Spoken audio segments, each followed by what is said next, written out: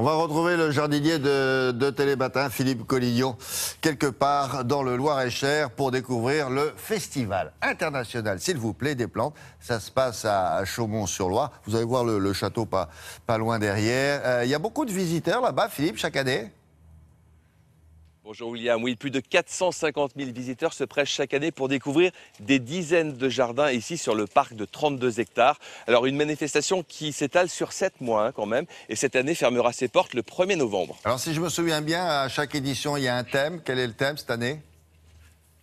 Exactement, c'est le thème des jardins de collection qui a été retenu cette année, des curiosités végétales et puis la passion des collectionneurs. Alors il faut savoir que depuis sa création en 1992, c'est près de 700 jardins qui ont vu le jour et qui ont donné des idées à des millions de gens aujourd'hui. Alors c'est vrai que certains sont très extravagants, conceptuels, mais d'autres plus classiques sont plus faciles à reproduire chez nous. On peut aussi visiter, le voilà. On peut aussi visiter le château là qui est derrière vous ou pas? Oui, tout à fait. C'est un très joli château, comme vous le voyez, qui date du 19e siècle. Il a été bâti, il a été rasé par Louis XI, et puis il fut reconstruit, il fut la propriété plus tard de Catherine de Médicis. Il a été cédé en 1938 à l'État par la région Centre-Val de Loire, où on peut aujourd'hui le visiter et découvrir des expositions temporaires et permanentes.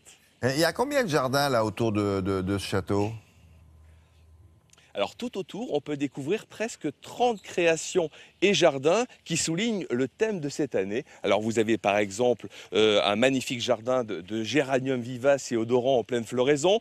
Le parc aussi offre une végétation luxuriante, parsemée de points d'eau. Il y a Carnivore Park, un parc d'attractions composé uniquement de plantes carnivores.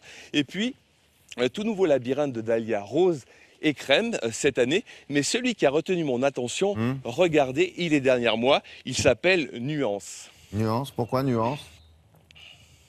Eh bien, son univers recrée l'émotion comme si nous étions devant un véritable tableau. Il est fait de nuances, de mauve, de bleu. C'est véritablement une toile peinte de couleurs naturelles dans différentes tonalités de bleu et de mauve, comme on le voit. C'est vraiment un rêve à part entière. Et puis, c'est un tableau, vous voyez, on peut rentrer dedans. D'accord, c'est pas un tableau, c'est un tableau. Si on plaisantait, on dirait que c'est un trou dans le mur, quoi. Bon. C'est un trou dans le mur, mais de loin, ça fait véritablement un tableau vivant qui peut bouger avec le vent.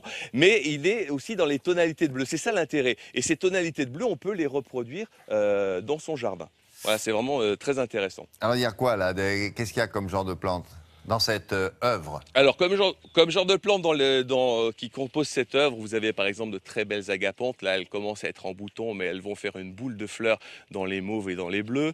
Vous avez aussi des phlox, ça on peut l'avoir dans le jardin actuellement et les planter, c'est magnifique. Vous avez aussi des feuillages bleus comme les euphorbes qui sont bleus un petit peu irisés sur les nervures. Vous avez de très jolis lupins que vous avez ici en pleine floraison qui donnent des points hauts au jardin. Vous avez celle que j'aime beaucoup qui est très discrète comme ça. Elle s'appelle verveine, c'est une verveine ornementale. Alors celle-là, elle court dans le jardin parce qu'elle peut traverser en un an une dizaine de mètres sans que vous vous en aperceviez. Elle est très volubile, donc il faut quand même la surveiller. Et elle est très fine, très subtile. Et puis vous avez du perovskia, pas mal de plantes, des delphiniums. Regardez, l'intérêt de ce jardin, la bonne idée à retenir, c'est qu'il est fait en vague. Il y a des trous, il y a des bosses, il y a des points hauts, il y a des points bas. Et la réussite aussi, si on veut vraiment réussir un jardin comme ça, c'est qu'il faut mettre des points hauts devant un jardin. Il faut que certaines plantes puissent masquer d'autres plantes. C'est-à-dire que celle-là va masquer une plus petite, de manière à créer des trouées et des percées. Et c'est ça l'intérêt justement de concevoir un jardin. Et ça donne vraiment une très belle idée. C'est pas très grand, hein. Ça mesure une dizaine de mètres de hauteur par 5 mètres, par 3-4 mètres de hauteur.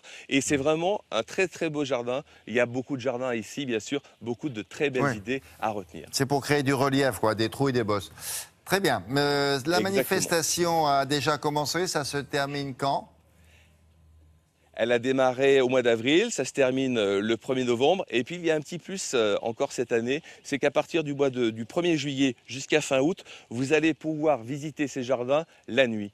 Version by night, ils sont éclairés à la fraîche, comme on dit. C'est vraiment très intéressant. La nuit jusqu'à... La nuit. Jusqu'à minuit, sans problème, on peut se balader dans les jardins. Vraiment, c'est vraiment quelque chose à faire. Ouais, sûrement très original. Merci beaucoup Philippe, à bientôt.